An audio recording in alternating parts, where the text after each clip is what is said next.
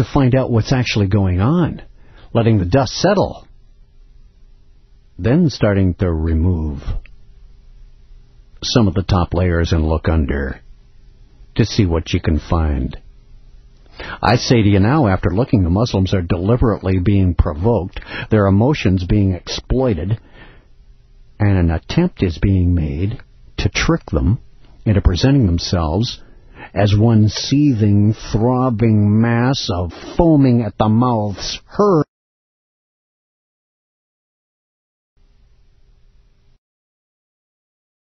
Setting up that kind of an image for their eventual annihilation. The hope of the Illuminati, of course, is that no one in the world, after all, will care if a religion that invokes that kind of reaction is wiped out.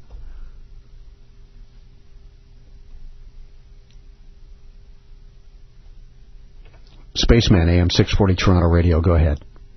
Steve. I just wanted to address that previous caller's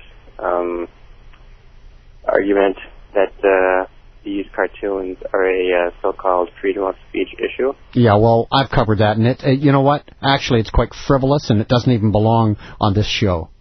Right. So you agree that really it's hate propaganda. Well, of course, they're trying to whip people into shape. That's why I've been on the radio since 9:45 trying to convince my listener that doubts me of.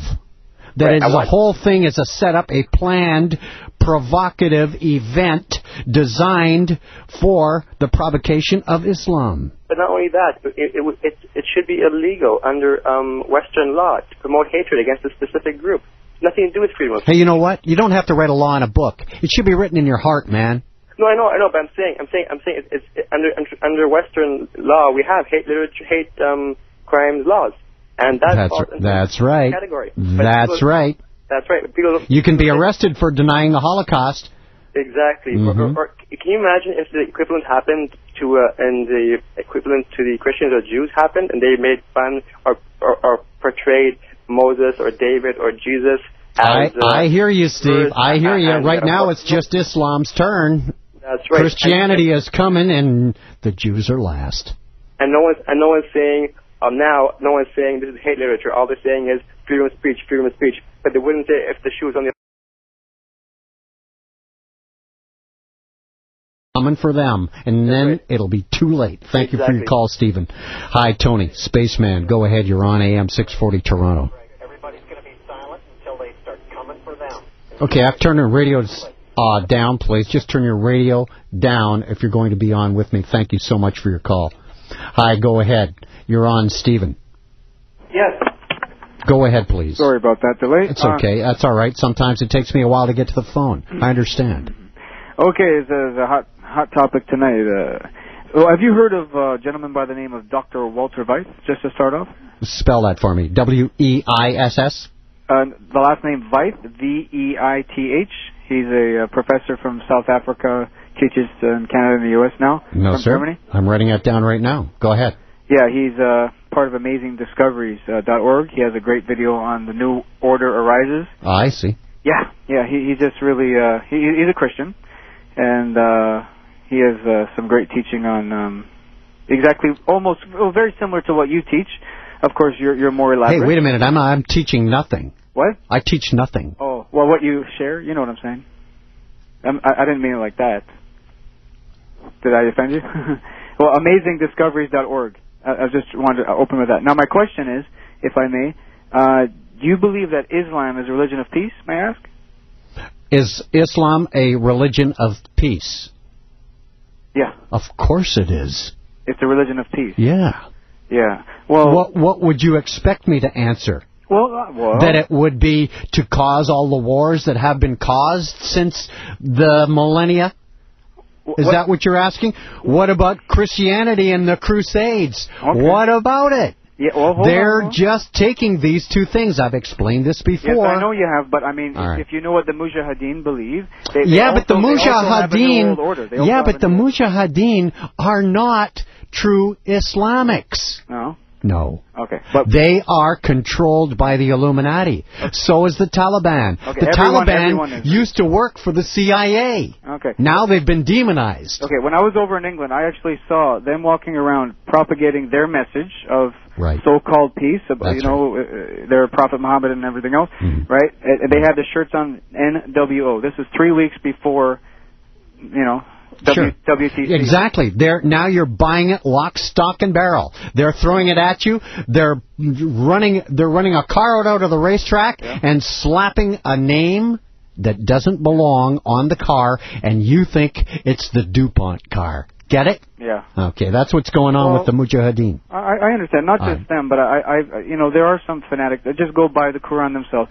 No, there are not. Oh, I've met them. No, there are not. Those are connected by cells that don't confer with one another, but are manipulated by the Illuminati. And so are the Christian organizations. Yeah. I've said at the very top of this show tonight, and many times on AM 640 Toronto Radio, that the Islam, that the Christianity and the Judaic leaders are the ones that are controlled.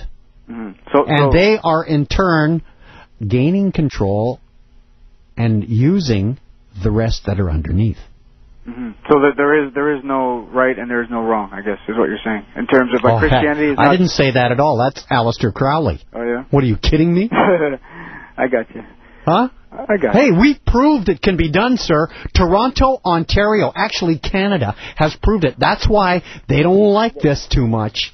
They don't like Toronto too much, and that's why we're getting attacked with our chaos, is because we have shown the world that we can all live together in one place peacefully. And if you have that happen all over the world, then where are their plans to take Jerusalem back, sir? Where are they now? Okay, because you've got to get our complicit help to do that.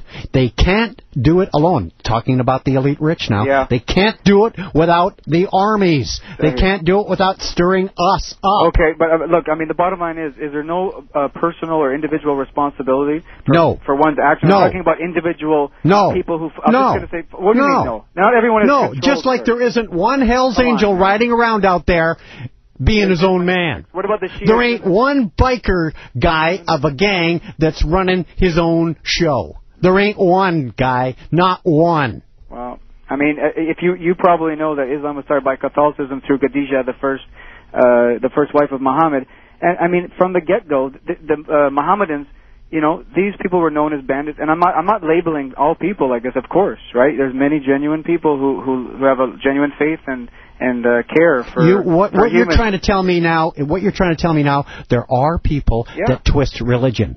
Yeah. Agreed. Yeah. Agreed. Thank you, Stephen, for the call. Before he says something stupid that he'll be ashamed of later. Spaceman, AM 640 Toronto Radio. The truth will touch you. Men instinctively know it when they hear it.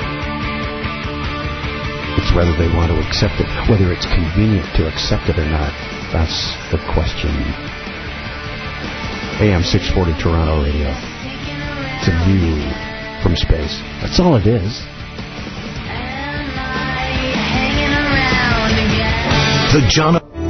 Think about the opinions expressed on this show do not necessarily reflect those of AM 640 Toronto Radio.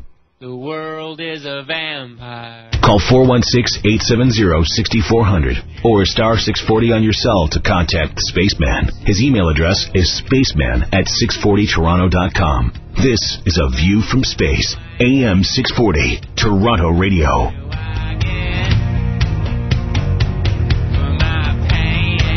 I'm Space. It's A View from Space on AM 640 Toronto Radio. Seems as though I'm taking your calls at 416-870-6400 and star 640 on your cell phone. I thank you profusely for calling and having interest in the show. And I urge you, I compel you to check out the last hour tonight.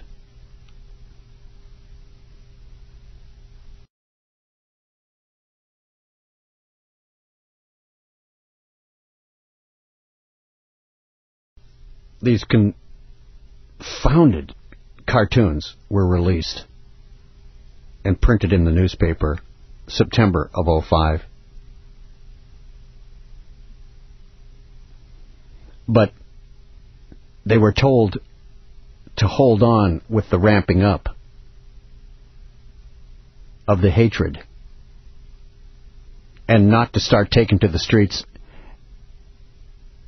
and publicly protesting until after the Palestinian and Egyptian elections, because they did not want to show an uneasy world for those two groups that were voting at that point. They wanted a comfortable backdrop in the world with which to go to the polls. And of course you know that Hamas, a terrorist organization, was elected to be the Palestinian leader. And then after these two elections were over, it began. They ramped it up big time, starting after February 2nd and 3rd.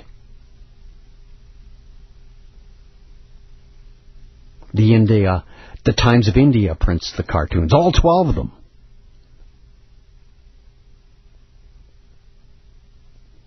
That same day, British Foreign Secretary Jack Straw praised the British media for not publishing the cartoons and condemned the decision of the European newspapers who brought the cartoons in to their papers as disrespectful.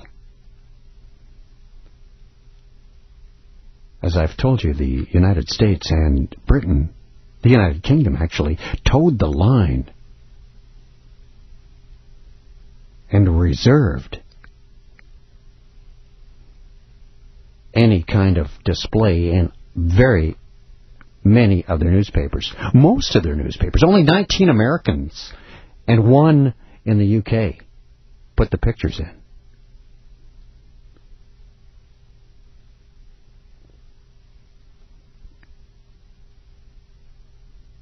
France went nuts.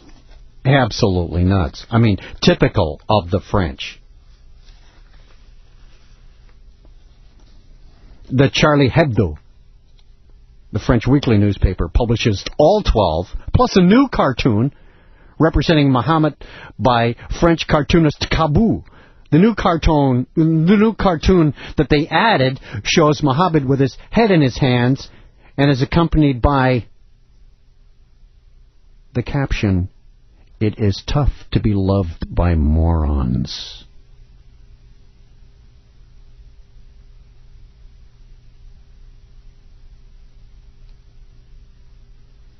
And French Muslim organizations, including the French Council on Muslim Faith and the Grand Mosques of Paris and Lyon, had unsuccessfully sued Charlie Hebdo the day before to avoid the publication. They knew they were coming out, and the judge said, let her rip.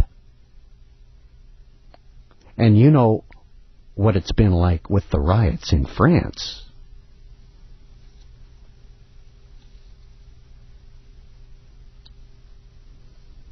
In Turin,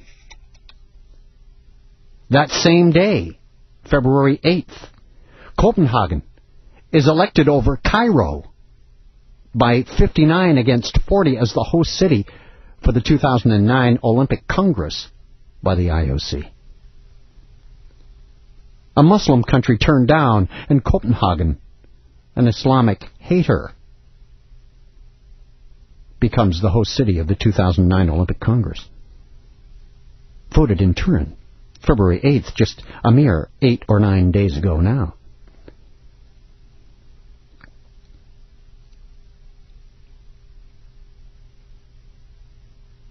One of the pictures in one of the French newspapers